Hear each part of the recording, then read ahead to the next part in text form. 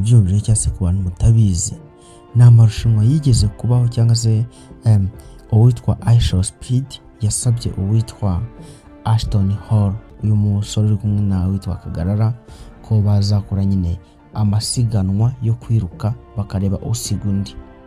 Ngira ngo nk'uko mwabibonye Ashton Hall barirukanse nyine aragwa, ariko bivugwa ko uwitwa IShowSpeed amaze gutsinda Ashton Hall inshuro zirenga 4.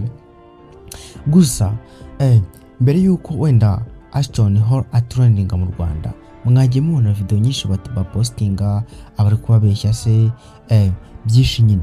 Gusa ariko ngiye mu makuru cyangwa se mu kiganiro nabategurira, ndeka mbaramburire amakuru yuzuye yitwa Ashton Hall no witwa IShowSpeed, ibyabaye mbabwize ukuri nyine kuzuye. Mbere yuko dutangira ikiganiro kiri full, reka mbanze mbabwire iyo nkuru uwitwa Ashton Hall yese apostinga nyuma yuko atsindwa no witwa IShowSpeed. Byanyabye ariko ugomba kumenya ko yatsinzwe. Yese apostinga ati sometimes, ubwo yese apostinga kuri Instagram, sometimes defeat is not the end, it is the beginning of a stronger comeback. After losing to IShowSpeed, Ashton Hall didn't quit.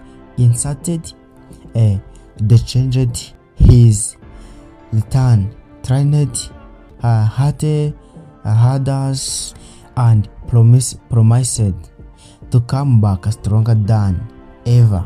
Ati ku bantu wenda batabyumvishe neza, ati rimwe na rimwe gutsindwa si iherezo, ahubwo ni itangiriro ryo kongera guhaguruka nyuma yo gutsindwa na IShowSpeed.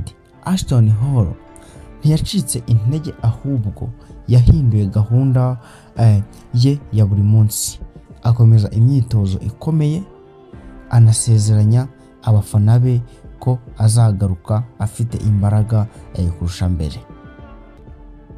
Ariko se Ashton Hall ni muntu ki? Kuki abantu bo ku isi yose bamumenye, kandi se ni sano afitanye na IShowSpeed ndetse n'umuhinde cya uriya muhinde nyine bita Indian Ashton na Kagarara.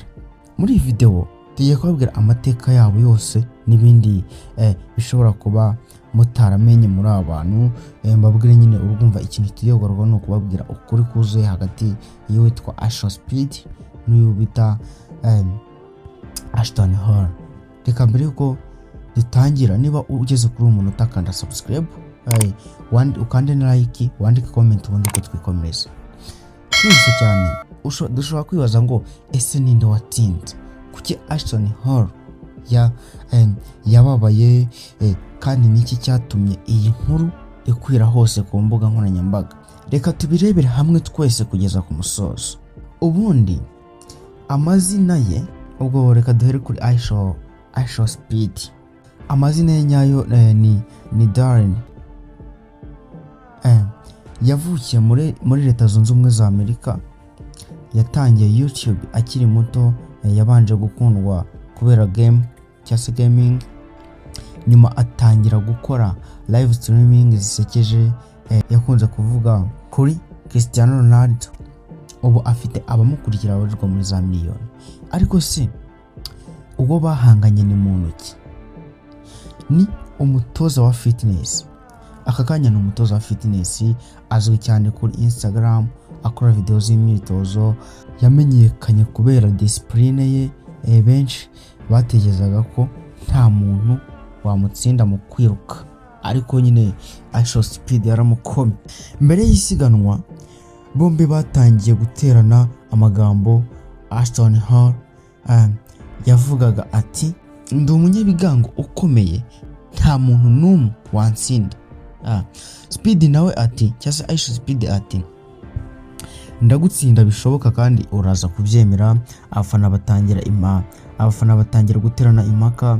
Hari abari bashigikiye IShowSpeed, hari abari bashyigikiye Ashton Hall. Isi yose itegereje kureba uzatsinda cyangwa se itegereje kureba uyu mukino. umunsi w'isiganwa wageze cyangwa umunsi final, reka tubyite final, umunsi wo gusiganwa igihe ugera, abantu ibihumbi bari kuri live streaming, batangiye kwiruka uwitwa Ashton Hall ndetse na IShowSpeed. Mu masegonda make IShowSpeed yatangiye gusiga Ashton Hall. Mu yandi masiganwa nabwo IShowSpeed akomeza gutsinda uwitwa Ashton Hall.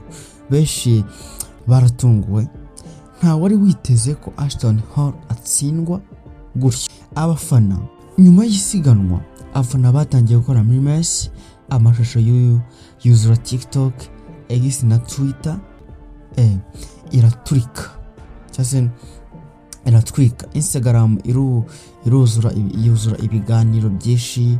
Hari abavuze ko IShowSpeed yakoze amateka, hari n'abavuze ko Ashton Hall azagaruka yiteguye neza.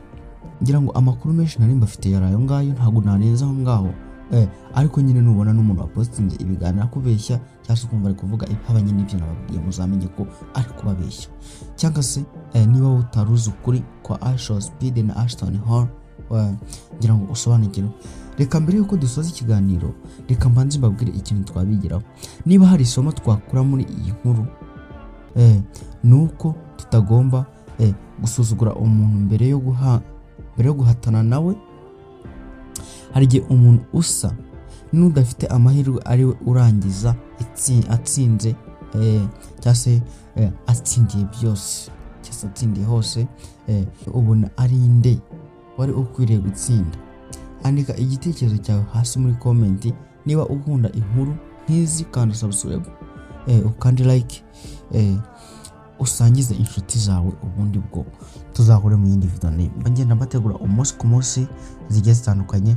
Murakoze cyane njye mwumva ubakorera ibi biganiro banyitakere, ngira ngo abenshi muranzi, ubundi bwo tuzasubire. Thank you very much.